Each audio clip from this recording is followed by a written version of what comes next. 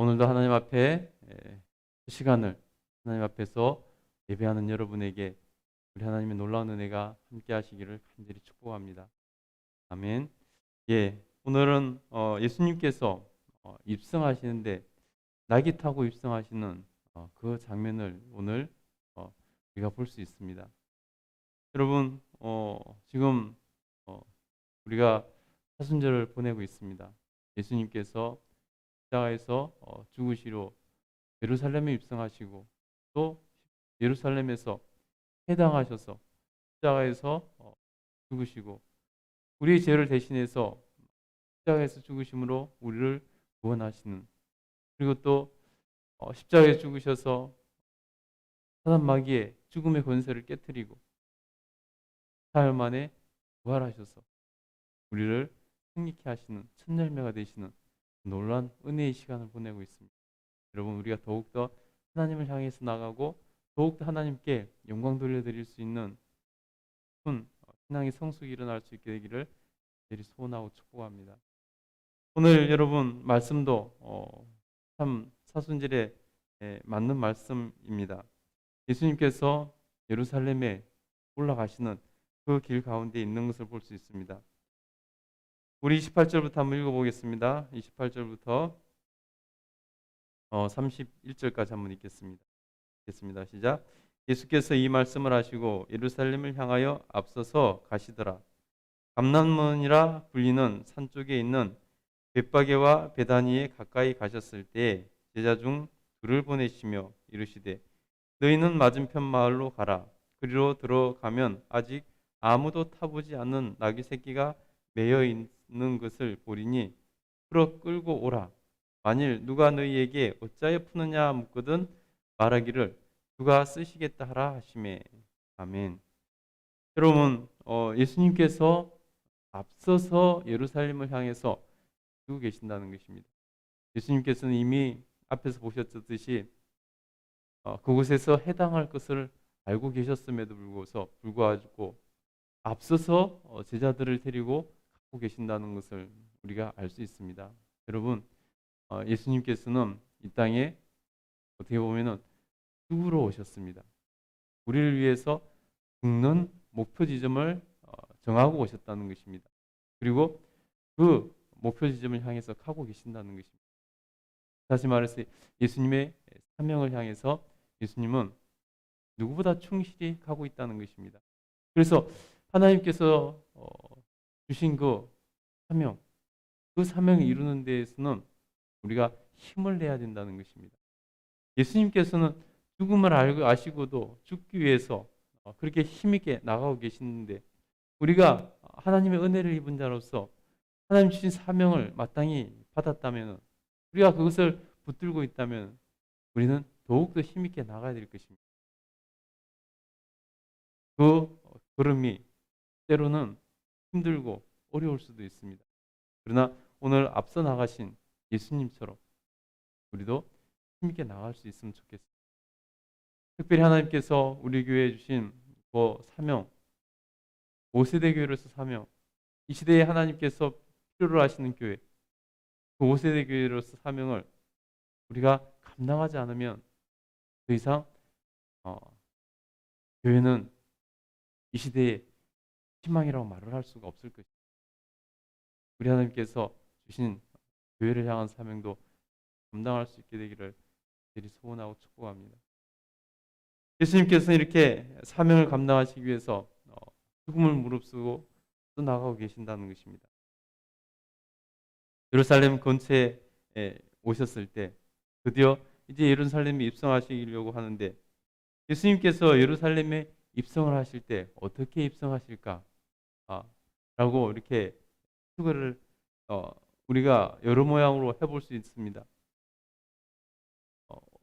예수님께서 예루살렘에 입성하시는 것은 이제 예수님께서 우리의 메시아로, 구원자로 완벽하게 등장하시는 그러한 시간이라고 볼 수 있습니다. 그렇다면 왕의 등극인데 화려한 마차를 타고 들어가셔야 맞을 것입니다. 그런데 우리 주님께서 무엇을 선택하셨냐면요, 나귀 가운데서도 나귀 새끼를 선택하셨다는 것입니다. 가장 탈 것 중에서 가장 보잘것 없는 것, 가장 작고 가장 폼나지 않는 것, 그것을 선택하셨다는 것입니다. 우리 30절부터 다시 한번 읽어보겠습니다. 30절, 31절 다시 한번 읽겠습니다. 시작. 이르시되 너희는 맞은편 마을로 가라. 그리로 들어가면 아직 아무도 타보지 않는 나귀 새끼가 매어 있는 것을 보리니 풀어 끌고 오라. 만일 누가 너희에게 어찌하여 푸느냐 묻거든 말하기를 주가 쓰시겠다 하라 하며. 여러분, 예수님께서는 왜 그 가장 작은 나귀 새끼를 이렇게 고 가셨을까요? 예수님께서는 우리가 사명을 감당하는 데 있어서 겸손히 할 것을 몸소 보여주고 계신다는 것입니다. 예수님께서는 한 번도 자기를 높이려고 하지 않으셨다는 것입니다. 겸손의 왕으로 오셨습니다. 그래서 여러분, 우리는 늘 주님 앞에서 겸손한 삶을 추구하고 겸손하게 주님 앞에 서며 늘 낮은 마음으로 순종하는 자세로 해야 된다는 것입니다. 그러나 여러분, 우리 주님께서는 또 한 가지 나귀 새끼 가운데서도 아무도 타보지 않는 나귀 새끼를 말씀하셨습니다. 아무도 타보지 않는 나귀 새끼. 아직 순수하고 순결한 그런 나귀 새끼를 말하는 거죠. 여러분, 우리가 하나님 앞에 나갈 때 하나님은 우리의 순수함을, 순결함을 보기를 원하십니다. 우리가 하나님 앞에서 순수하지 못하고 순결하지 못하면 하나님 앞에서 부끄러운 것입니다. 그래서 여러분, 우리는 늘 하나님 앞에서 순결함을 지키기 위해서 애를 써야 됩니다. 순수함을 지키기 위해서 애를 써야 됩니다. 순수함이 없는, 순결함이 없는 재물은 주님 앞에 쓰임받을 수가 없는 것입니다. 그래서 여러분, 우리가 하나님 앞에서 늘 하나님을 향한 순결한 마음, 그것을 지키기 위해서 썼으면 좋겠습니다.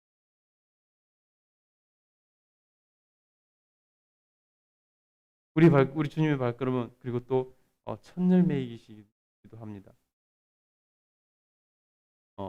근데 여러분 보니까 주인에게 미리 말을도 하지 않고 그 나귀 새끼를 풀어오라고 말씀하십니다. 그런데 그 주인이 물을 거라는 것입니다. 어찌하여 너희가 누가 너희에게 어찌하여 푸느냐 묻거든 말하기를 주가 쓰시겠다 하라 말씀하고 있습니다. 주가 쓰시겠다 하라 말씀하시면 그것이라는 것입니다. 여러분, 하나님께 쓰임 받는다는 것은 큰 복입니다. 오늘 우리는 주님께서 언제든지 우리를 나귀 새끼를 푸는 것처럼 우리를 푸실 때 우리는 하나님께 쓰임 받을 준비를 하고 있어야 된다는 거예요. 그래서 하나님께 쓰임 받을 때 주님께서 쓰시는구나.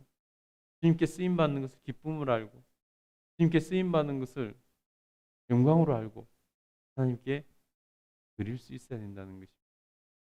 여러분, 하나님께서 우리에게 들어 쓰시기 위해서 나기뿐만 아니라 여러 가지 요구하실 수 있어요. 우리의 시간을 요구하실 수 있고요. 우리의 기회를 요구하실 수 있어요. 우리의 생명을 요구하실 수 있어요. 여러분, 우리의 물질을 요구하실 수 있어요. 그때 여러분, 주가 쓰시고자 한다면 우리는 이 나귀 주인처럼 주님께 드려야 되는 것입니다.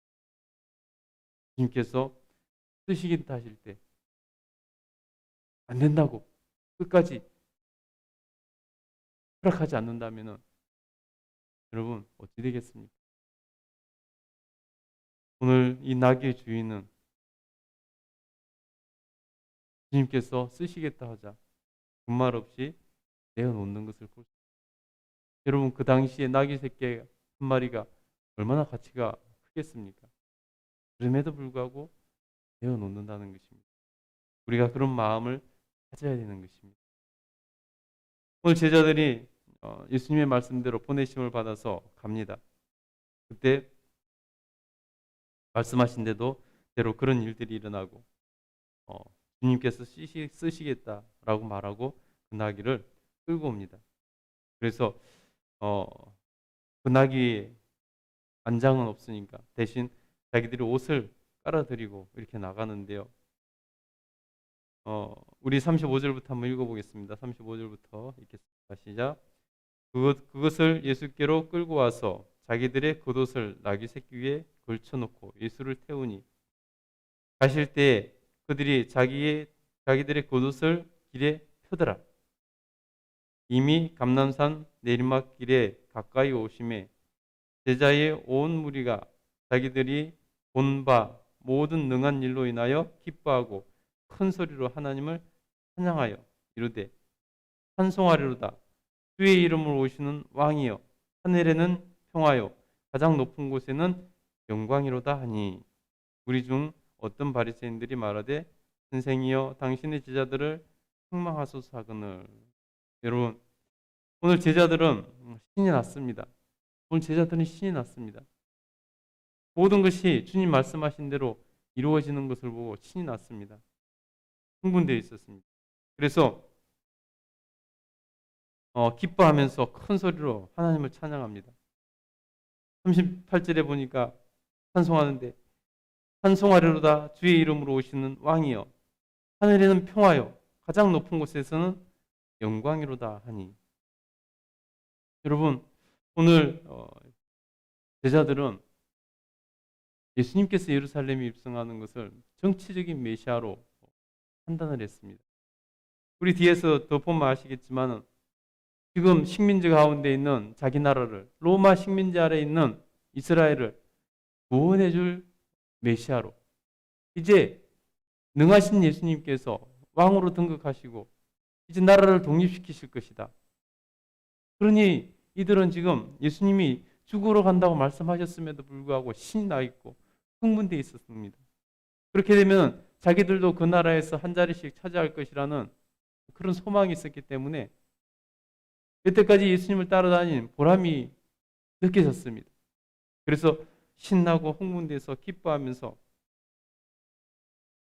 심지어 하나님을 찬양하면서 자기들의 감정을 숨기지 않고 있는 것을 볼 수 있습니다.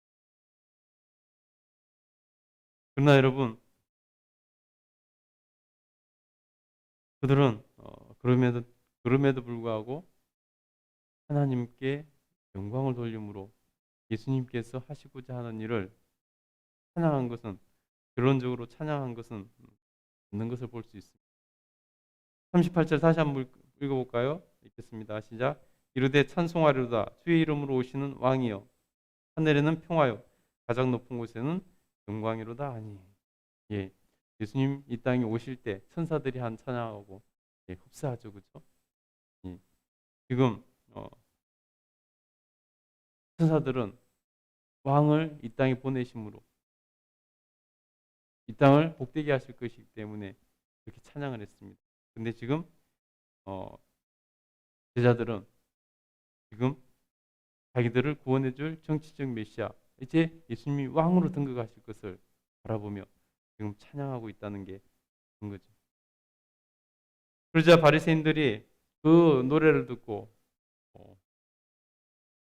지금 예수님께 그들의 제자들을 꾸짖으라라고 이렇게 말을 합니다. 왜 그랬을까요? 제자들의 찬양을 자기들은 받아들일 수 없었기 때문이죠. 그러자 예수님께서 말씀하십니다. 우리 마지막 40절 한번 읽겠습니다. 시작.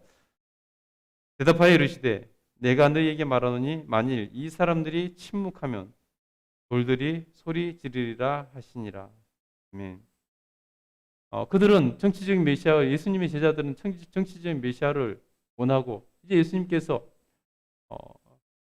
로마의 쿠데타를 일으켜서 나라를 독립시킬 것이다 라는 기대감으로 그 왕을 찬양했지만은 이제 주님께서는 만왕의 왕으로서 만주의 주로서 우리의 구원의 왕으로서 그렇게 등극하신 그것을 결론적으로는 어쨌든 찬양을 한 것입니다. 근데 그것을 듣기 싫어하는 그 바리새인들이 당신의 제자들을 책망하소서 하니까 예수님께서는 말씀하시는 것입니다. 내가 너희에게 말하노니 만일 이 사람들이 침묵하면 돌들이 소리 지르리라. 만일 이 사람들이 침묵하면 돌들이 소리 지를 것이다. 돌들이 찬양할 것이다. 라고 말씀하신 것입니다. 예수님의 예루살렘 입성은 그만큼 중요하고 위대한 일이라는 것입니다. 우리를 구원하시는 놀라운 발걸음이라는 것입니다. 그러나 여러분, 죽음을 맞이하러 가시는 그 마음은 어떻겠습니까? 우리를 구원하시기 위해서 주님께서는 죽으러 가고 계신다는 것을 또한 잊지 마시기 바랍니다. 우리를 구원하시기 위해서 예수님께서는 그 생명을 내어놓으셨다는 것, 죽음을 알고 그 길을 했다는 것, 그 마음을 잊지 마시기 바랍니다. 오늘 그 주님을 묵상하며 나가는 귀한 하루 될 수 있기를 축복합니다. 기도하겠습니다.